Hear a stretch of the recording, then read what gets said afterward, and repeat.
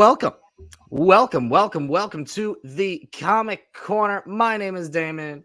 He is AF, buddy. How are you? I'm good, thanks. I am actually great.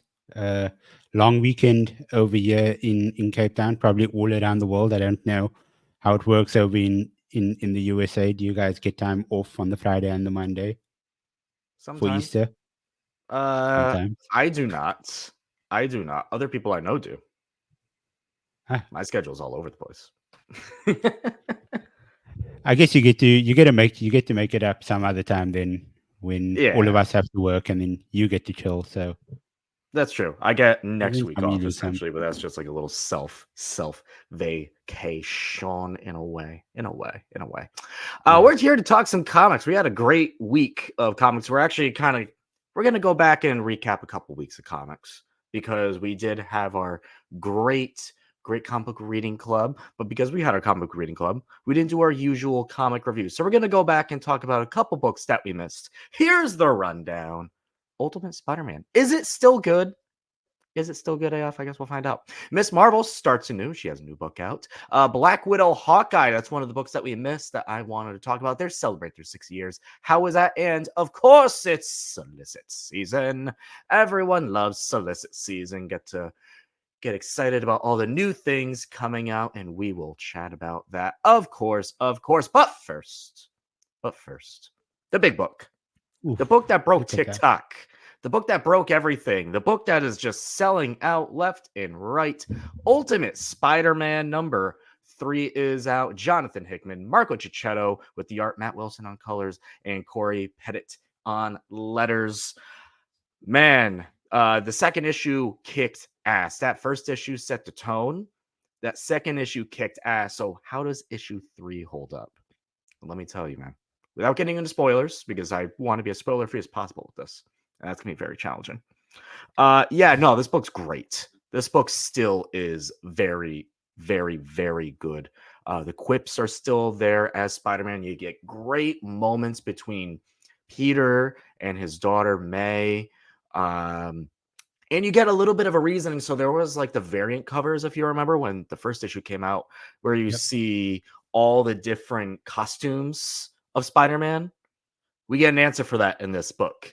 And I'm very thankful it's not what I was fearing it would be. It's a very straightforward answer. It's like, all right, cool. There is a reason for these variants. It has nothing to do with what I was fearing it would. It's very straightforward. We're off. We're running. The big thing in this book is we get to see a new villain in here. We actually see a couple of new villains in here, but the one I will say that As we do in see, brand new. we see a villain that we have seen in other universes, but we haven't seen them in this universe yet. And that is this universe's Bullseye. They make Okay. an appearance in here. And the interesting thing about this Bullseye is you see them primarily using cards as their weapons. Still hitting on a mark, but cards are their thing. So it makes me wonder who this Bullseye may or may not be. I don't know. That's kind of like the little interesting thing to put out there. And something to tease. A new person learns of Peter's identity in this issue, and it's not who you may expect. Ooh, tease. I can't wait for you to read that one. It's a great issue. It's a great book. The dynamics are still there. The dynamic between Uncle Ben, and J. Jonah Jameson also in this book has been so fun too. That's been so good. I've absolutely loved that. But I brought this up to you and you wanted me to expand on it.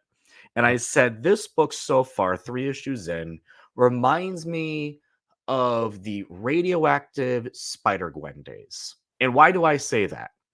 And it's because when that book came out and when I was reading that book, you're in a new universe. Things are just slightly changed in certain ways, you know? You're kind of wondering constantly, oh, who is this version of this character? Oh, if this is this, then what happened to them type of thing, right? You're kind of playing in that field of the unknown and also the familiar, and you're trying to mash the two together constantly. You're going to be like, what did they change? That's the interesting thing here. Like, is this character still alive because this event didn't happen now? Or, oh, because this character is dead, what does that mean for them? type of thing, right? Who is this Bullseye in a way? Because they are using cards. Is this, I don't know, I'm just throwing this out there. Is this a weird version of Gambit? I don't know. Like, type of thing. Strange, right? It reminds me of that in all the good ways. And that's one of the many, many reasons outside of the art, outside of the great writing that this universe has given us that I've really, truly, truly, truly enjoyed.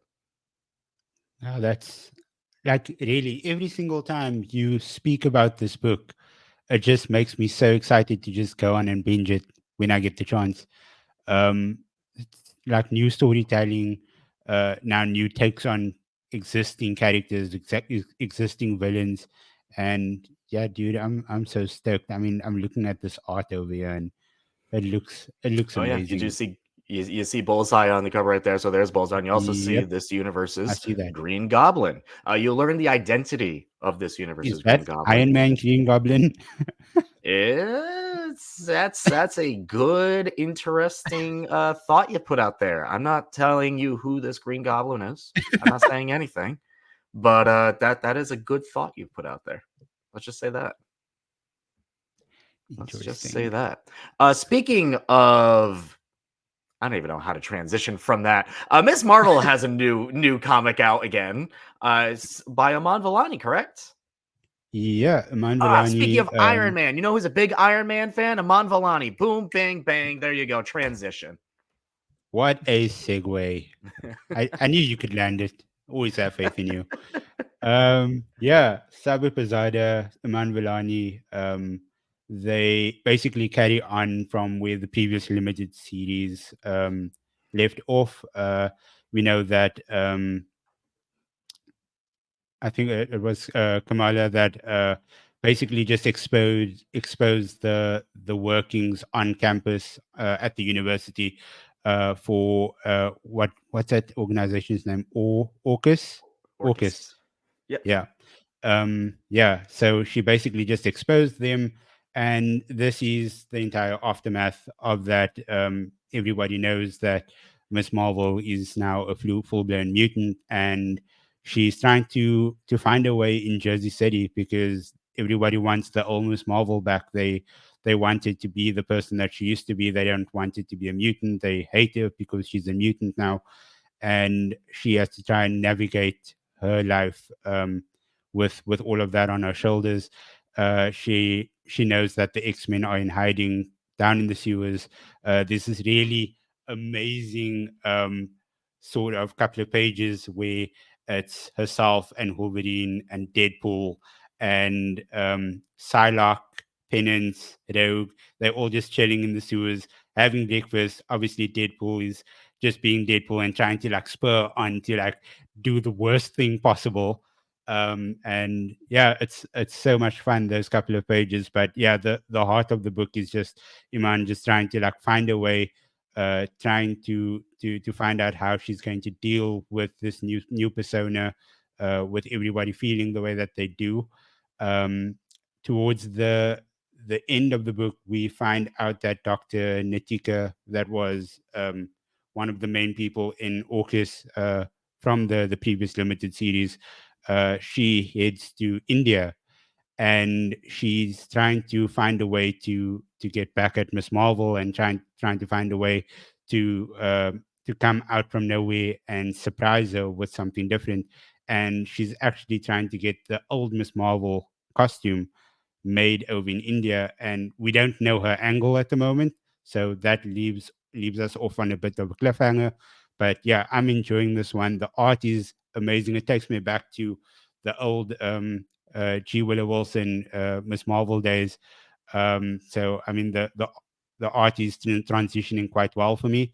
But yeah, I'm enjoying the hell out of this book. And there's one small section on the first 3 pages, I think, where I mean, coming from a Muslim brown person, uh, Kamala's she has this robber or this criminal like cornered in an alley, and this dude is like trying to bomb her up. He's trying to throw a grenade at her. She catches it. She embiggens, and she just like squashes the bomb. The police comes through. They basically want to interrogate her because she's a mutant, but one of the policemen is a Muslim guy, and Kamala actually knows him, so he actually like covers her and allows her to like get away because she saved him a couple of times. So this is his way of repaying her. So just coming from a Muslim perspective, it just shows the like we always have each other's backs. We the brotherhood goes strong, and yeah, it was quite cool to see that make its way into the pages of this comic. In a lot of ways, Miss Marvel has been seen as the modern day Peter Parker in a way, and you see that in many, many Spider-Man books where there's someone Yeah, who's always saved that will kind of go out his way to save him in return. Now, you did say that this reminds you of the G. Willow Wilson run in a way, and that's the best compliment I think anyone can give this book because that first run, even like the second run with G. Willow Wilson, just when she was on the book, yeah. was just absolutely phenomenal. This does say on here it is part of the fall of the House of X. Can you read this AF without being involved in all 70,000 other versions of the fall of the House of X books? So there are a few pages where there are asterisks next to the panels, which will be like, okay, Hellfire Gala, uh, and then they refer to this one, that one. I think they refer to about 6 other books during this one comic alone. So I think you have to have some sort of knowledge of what's going in there, but it doesn't really take away from the main storyline of the book. It's a limited 4-issue series, so I don't think you have to read all of those books because this story itself it's very contained, but it would be good for you to have the knowledge of all those other storylines as well. Okay. That's good to know because the fall of the House of X, as we know, is it's a lot right now. I mean, they're wrapping up this entire saga, and if you're kind of jumping in right now, first of all, you're jumping in essentially at like what a lot of people would call like phase 3 of the MCU type of thing. You're coming in right at Yeah, the end. You're coming in hot, and you're missing a lot of context. So it's good that they at least try to make it so if anyone who does like Miss Marvel and just Miss Marvel can read on to yeah. this. That's good. But you know how Miss Marvel, her favorite character was Iron Man. My favorite character ever. This is what we call a great segue. Hawkeye and Black Widow. The Black Widow Hawkeye 60-year anniversary mini series is out. This is from Stephanie Phillips, Paolo Villanelli, Icano on colors, and Joe Sabino on letters. It's been a hot minute since I've had a Hawkeye book. Last time it was the Thunderbolts run where Hawkeye led the team. And that is very briefly mentioned in this first issue. So applaud to them for at least recognizing a little bit of continuity with that team there. Thank you, Marvel, just for a little bit of that. This book, what do I think about this book? It's fun so far. What did I say here? Clint done fucked up. Naturally, as Clint usually kind of does. It suits his character very well ever since his very first introduction. He started out pretty much as a villain to Iron Man way back in the day, and then eventually became a hero under the arms of Captain America. Yeah, he done fucked up in this issue, and now there's a lot of people in a lot of different places in the world that are trying to kill Clint Barton. Natasha finds out about this, and she's out to save him.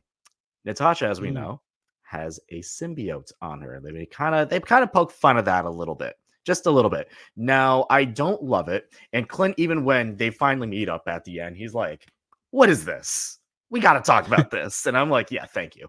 But she does do really cool things with the symbiote that are very Natasha. She's able to kind of take the symbiote off and make it into little spiders, and then the Oh wow, spiders kind of like interrogate people by like slowly eating them. It's that sounds gross, but dope. it's That it's sounds like dope. it's very first panel in there, and I'm like, yeah, they did some cool things with the symbiote on her.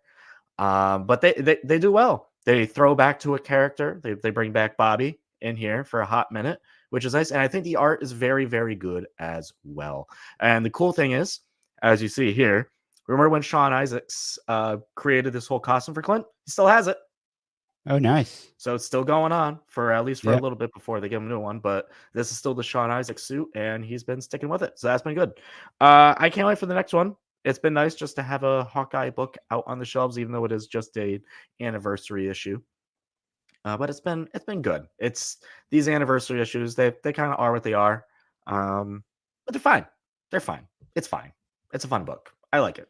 I'm just glad to have a Hawkeye book on the shelf. A book that has been more than fine. A book has been beyond more than fine, buddy. Has been Avengers Twilight. And when they announced this book a while ago, this was kind of like Chip Zdarsky's last hurrah with Marvel because he kind of has an exclusive contract with DC. He's writing a little character over there. You may have heard of him. Batman, I guess his name is. Just this little character. So he's doing this book called Avengers Twilight. How to summarize it? This is this alternate future where if you almost play the Avengers game, I know the game that shall not be named for some people. It's very similar to that as a future, but this is written better. And I even like the story in that game, but this is cooler. This is farther out in the future. This isn't just a couple years after a day where all the heroes kind of screwed up. This is decades later. Decades later. And this book still, let me call my nose here. This book fucks. It does. It's so good. The previous issue to this one had a great final page, and then this issue right here as well has been so good. It's very timely. It is not subtle about the points it's making at all, and I'm fine with it. It's a big reflection of our world and where it could be heading. It's great. It's so good. Marvel Is needs this more. Go ahead. is this issue 4? This is issue 4. Marvel needs more of these stories. DC is known for stories, right? Marvel is known for its characters and its runs to an extent, but not so much the small individual stories. This right here is if they stick the landing, if Chip sticks the landing, which I imagine he will, is so good. Daniel Cunha's art, phenomenal in this book. It's just page turner after page turner. I love the world of building. Some of the characters that are older return.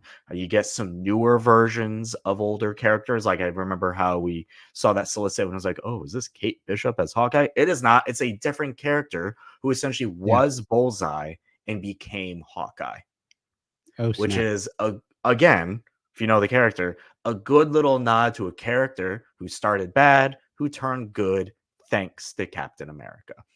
It's very reflective of its own world. It's very reflective of the outside world. Yes, Miss Marvel, as you probably have seen, is in this book. She is older, but still Kamala Khan, still throwing out quips, even in a very dark landscape.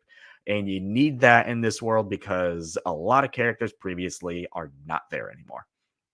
It's a great book.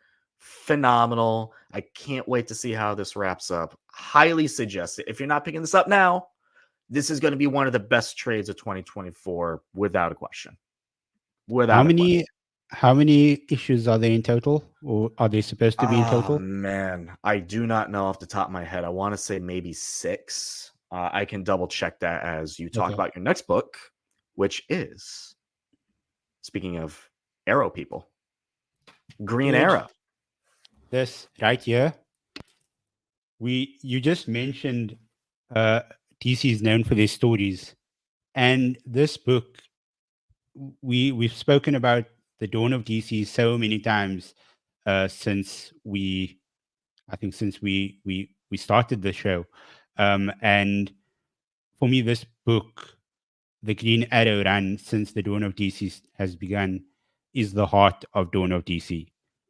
Everything is connected in a way to this book, and I feel like I should have read this book after I finished Titans Beast World, because this book is set right after that completes. On the second page or the first page, they actually say that um, Amanda Waller is busy taking over the Hall of Justice as the reader's going through the book, and something happened in the final issue of Beast World with Beast Boy and Oliver. He refers to something Beast Boy has done that resulted in the creation of some sort of creature. And yeah, that's just basically played into this book. Oliver goes there. The Justice League is not at the Wall of Justice anymore. Amanda Waller's just basically taking everything, packing it up, transporting it over to another facility, a secure facility. And her new Suicide Squad is there: Peacemaker, Peacewrecker, um, some Inspector Bones. I don't know who that is yet. Um, but yeah, it's some crazy stuff happening, and then we find out that everybody's been working for Amanda Waller. Like, she is trying to save the world. She wants Oliver to work for her as well. She got Roy Harper working for her too. Merlin was a pawn in her entire scheme. Uh, Basically just like shifting Oliver from universe to universe in the previous issues. That was all part of a plan. So yeah, like that. This ended on a cliffhanger as well. We don't know what Oliver's going to do. He obviously won't want to work for her, but she is obviously going to try and twist his arm somehow, because this is the first. I think there's two parts. I think 9 and 10 are two parts. So this is part one, and then issue 10 will be part two. Issue 10 is actually the one with the cover that you absolutely loved, with him on that black and white sort of cover, shooting that arrow. But yeah, dude, I cannot sell this book to you enough. This book is fan-fucking-tastic. I don't know. Can we cuss on you? I've cussed like 3 times, so yeah, I think so. Okay. Yeah. Cool. Yeah, Uh, Josh Williamson, dude, he just hits it out of the park every single time. I mean, I'm up to issue 11 with Superman as well.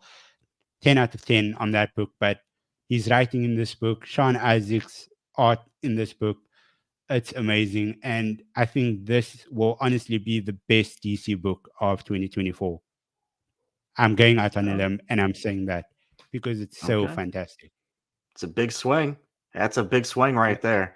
One thing I will say just about DC continuity, especially with the Waller stuff, is I'm starting to see some cracks in the continuity, maybe just some, where they're kind of like letting some of the mini books kind of do their own thing.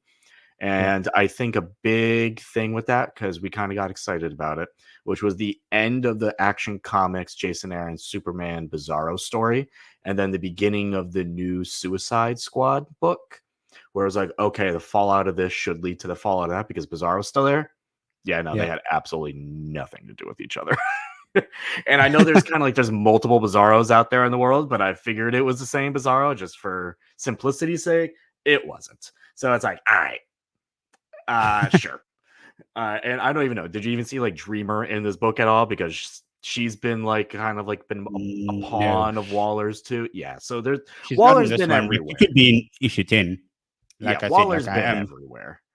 Yeah, And true. that's kind of the thing that they're leading to, which is like that ultimate powers type of their new big event that's coming out from the fallout of the House of Brainiac stuff too.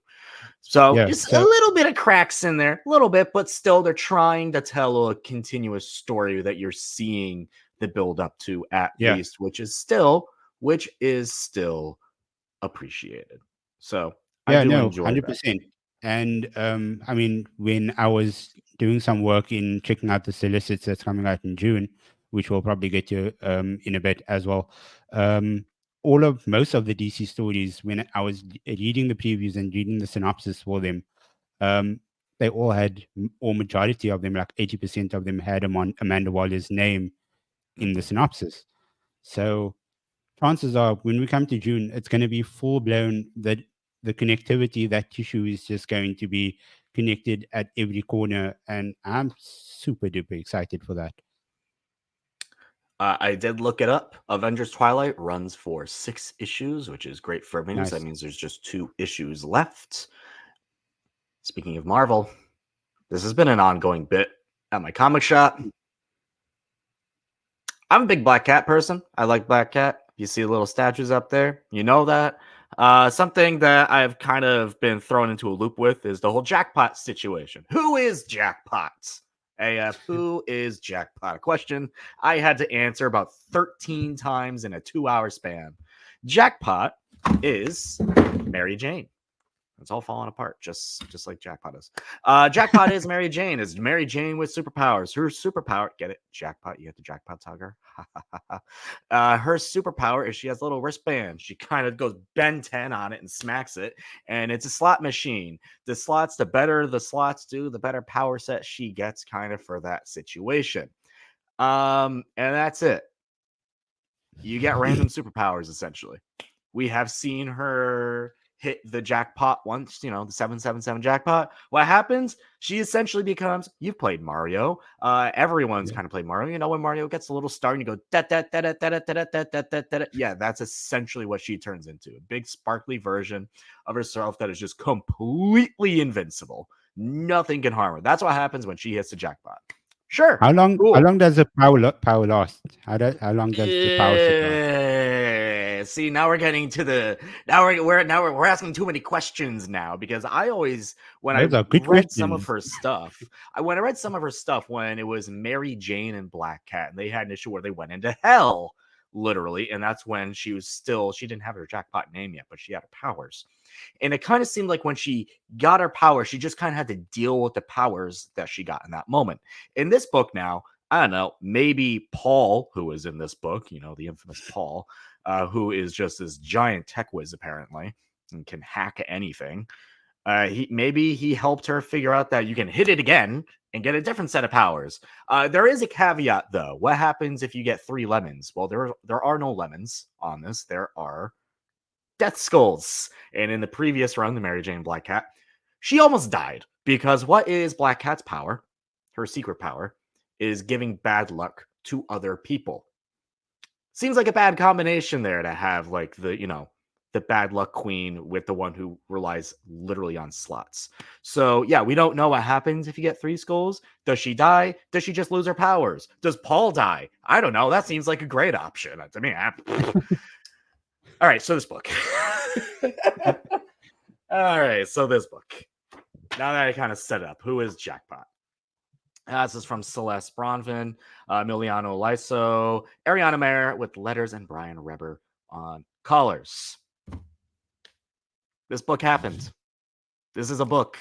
There's this app that everyone has, I guess, kind of on their phones, and it blackmails people to have them do terrible things.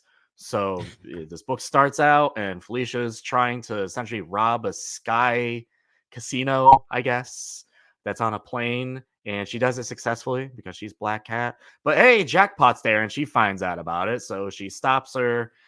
We also find out that Felicia has a girlfriend now of at least 6 months, which, in line with the character, but a little off because her and Spider-Man kind of had like an on and off again relationship like recently in the book. So I don't know when that started. So yeah, Jackpot Black Cat. It's happening. Dude, I can almost see them trying to fast track this into the MCU. No. And Zendaya is going to be a superhero.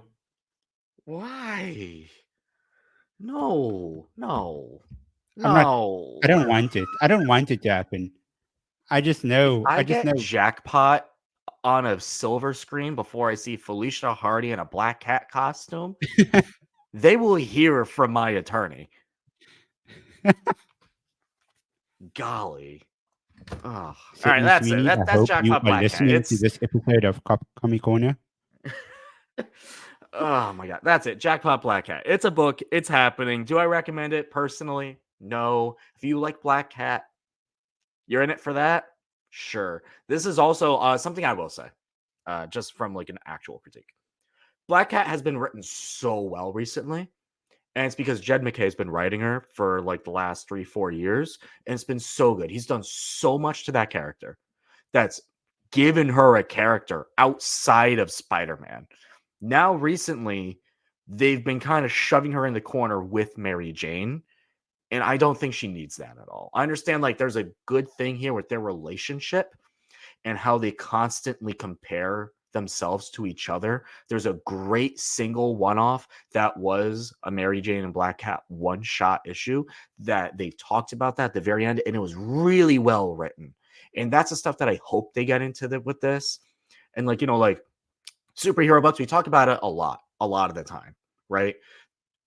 They work their best when honestly there's not a lot of superhero going on. That's why I like the Nightwing book so much, is because it's great conversation. You see him working as the citizen Dick Grayson, not just as Nightwing outside of the costume. It's the conversations, it's the dialogue. That's when a superhero comic, you're able to relate to it. That's why people like Peter Parker. And that's just because it's Spider-Man, but it's because someone they can relate to. So this book's happening. Maybe it'll get a little better. It's not the worst thing I've ever read. It's just a book that exists, I guess. Take that as a compliment. Let's talk about the future. Solicit season. Everyone loves solicits. I love solicits. You love solicits. It's our time to look into the future and be, what's coming our way? You picked a few that I was going to pick, so I had to pick some others. But let's start with you, man. I mean, we both saw this one on, it's coming. Dude, I love Zatanna so much. And like when I saw this in the solicits list, I was like, nah, dude, this is I'm adding this to my Comic Book Geek app list immediately, because there's no chance that I'm not going to get this book. Zatanna, Bring Down the House, #1, written by Mariko Tamaki and art by Javier Rodriguez. So it basically shows that Zatanna's doing these performances in some sort of theater in Las Vegas. So she's performing on the strip as an entertainer. She's basically left all the real magic behind, and she's playing all these cheap tricks to extremely rich high rollers. But yeah, it just seems like one day some intergalactic demon just shows up during one of her acts. I think that is very much Justice League dark territory. We know that we've seen this type of thing before, but I can't get enough of it. I love this sort of thing. She has to then get into her Zatanna proper persona, and she has to tackle it head on. I'm excited. I can't wait. You know what sold me on this book? Other than just we're getting a Zatanna book. It's Black Label, baby. We're getting a Black Label Zatanna book. Oh my God. Greenlight that immediately. It's happening. I can't wait for it. That is coming out in June. Oh, I can't wait for that. Like that was one of my picks, and you grabbed it, and I was like, all right, I got to pick another. Which you picked this one too. Scarlet Witch #1 by Steve Orlando and by Jacopo Camagni on art. Let me just let's just go through the solicit on this one. The Scarlet Witch has carved out a haven for herself in upstate New York, but it's all about to go down in flames. Wanda's newfound peace has drawn the wrath of a primal force unlike anything she's ever faced before, and it won't stop until it razes Wanda's world to the ground. It's a clash of titans as Wanda and her allies fight for all she holds dear. All right, so there were some people on the interwebs that were like, we want to see Wanda do crazy Scarlet Witch things. All right, fine. Fine. The previous run by Steve Orlando was very small scale. You saw her not take down great feats. They were very small personal feats. And I really liked that. And I really liked the whole Emporium idea, her being in a small town in upstate New York. I guess, I don't know if it's really upstate New York. But it's in the River Valley area. I don't really know if that's upstate New York. There will be people that will be upset about that. Proper upstate New York AF, to get into the long story, is a very controversial thing. Is anything outside of the city upstate New York? No, but some people consider that upstate New York. So anyway, I'm excited for this. We get to see the Scarlet Witch do crazy Scarlet Witch things. It's what some people came here to see. We get to see it. If you wanted to see it do smaller feats, you can read the previous run. And also the current run, Scarlet Witch and Quicksilver will kind of lead into this a little bit. I guarantee you, Quicksilver will be making an appearance in this new run. A book you brought up earlier, buddy, Miss Marvel, Mutant Yep. Menace. It continues. It does continue. And I mean, like I mentioned it previously when I was speaking about the first issue. So this one rounds it off, issue 404. And one of the things that I saw when I was reading the solicits, the first line of that synopsis was, "Oh, the inhumanity." Like that's why I said like things are happening. So many things in this story. It feels like I'm reading a G. Willow Wilson book, and I mean it ends off with them bringing back Medusa and Karnak and Lockjaw. All of them comes back in that issue. So I'm excited about that. It's going to be so much fun just seeing Kamala reunited with all of them. It's going to be great. The Inhumans aren't dead yet, everyone. They still exist. And I There's don't probably I don't think that they're going to be dead at all moving forward, as long as Iman Vellani has anything to say about it, because she did that interview where she spoke about the Inhumans, and she's like, Kamala is part Inhuman. That's never ever going to leave her. And as long as she has something to say, they not going anywhere. So I think that's a huge part of why they came back for this book. Um, she's the writer, she has the pull, and she made it happen. Man, she is literally living the fans' dream. Like, quite literally, she is 100%. just living the dream. All right. Here's a book I wanted to talk about. And if you know me, you know I always keep an eye out for whenever Gerard Way is writing a new comic book. And every now and then, just like a little flicker of the wind, after I've given up all hope, this gets announced. Paranoid Gardens, written by Gerard Way, Sean Simon as well. And if you know Sean Simon, he also helped Gerard write the Fabulous Killjoys comic, which is the tie-in to the fourth album, True Lives of Fabulous Killjoys, Danger Days. Chris Weston on the art, Dave Stewart the colorist, and Nate Picos the letterer. Let's talk about what this book is, because golly, man, you're gonna have to sit down for this one. This is a Gerard Way book heading your way. All right, this is being described as a new surreal comic book experience that's ER meets Doctor Who on acid. Lou is a Did you say nurse at ER? the ER. ER meets Doctor Who on acid. Lou is a nurse at the most bizarre care center in the universe.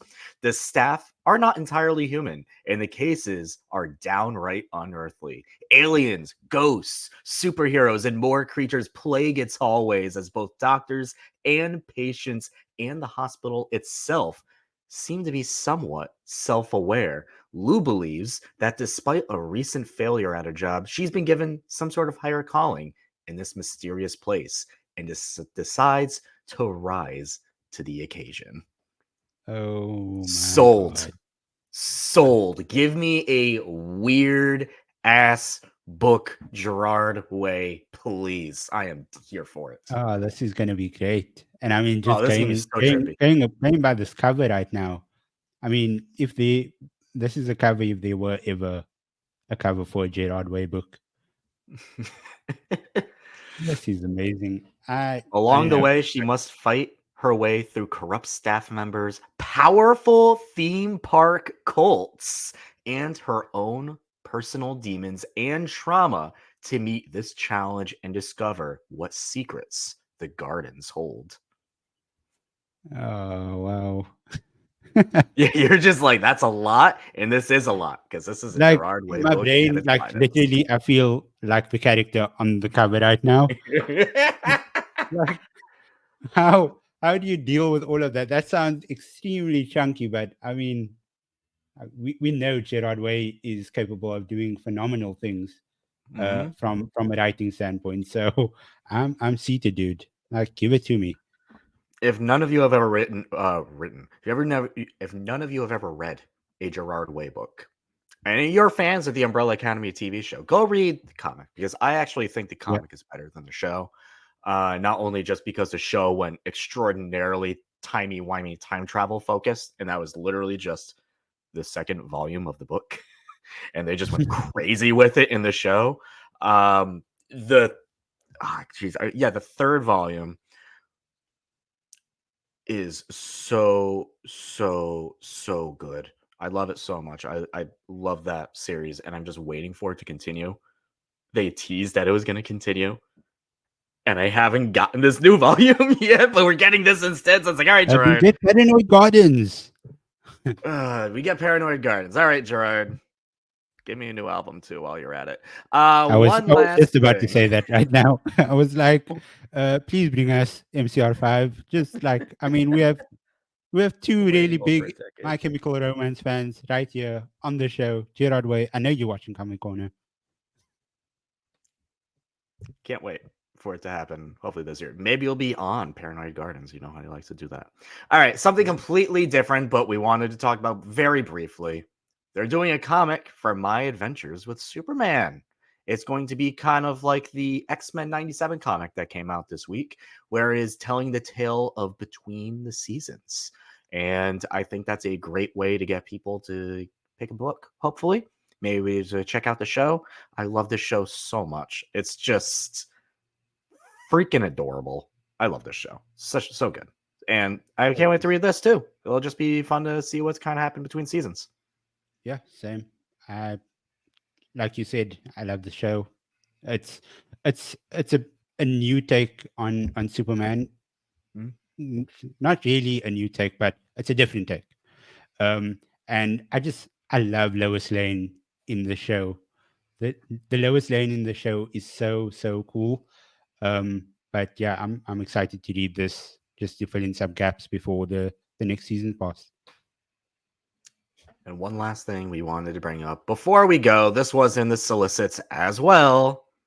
For a reason, maybe, we have a Facsimile on our way.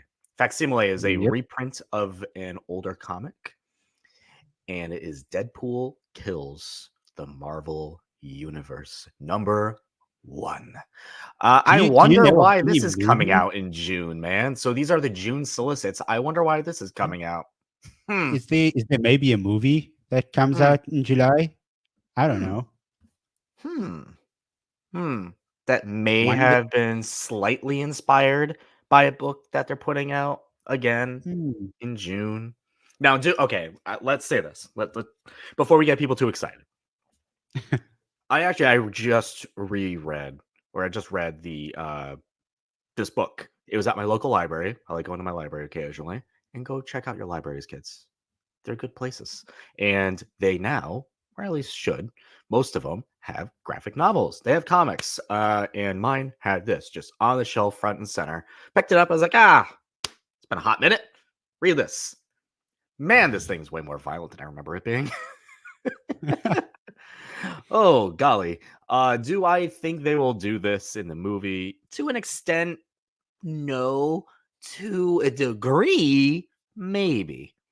I think so. Essentially, in this book, if you all remember, if you haven't read it, Deadpool is kind of manipulated into killing other Marvel characters in his universe, and then eventually kind of goes off into other universes. And I think we're going to see that again to an extent where Deadpool is manipulated to do something in this upcoming movie. I don't think it's going to be Deadpool kills the Fox universe, but it can be that asterisk.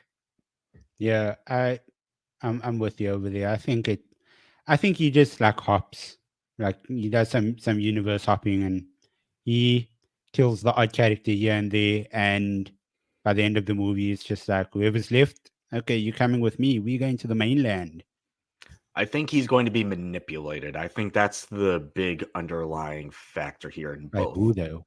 What's your theory? Who is manipulating him? I think there's going to be before we I know we're getting an MCU talk, but I think there's going to be a TVA agent that he thinks he's doing good and he's not. Because as we saw at the end of Loki, the TVA kind of got split into different factions. Different people wanted different things for it. And I think this is a side of the TVA that's kind of working in the shadows to do what they think is best. for the Yeah. grand multiverse. It sounds plausible. And then they get this guy, this Wade Wilson fella, to help them with their cause.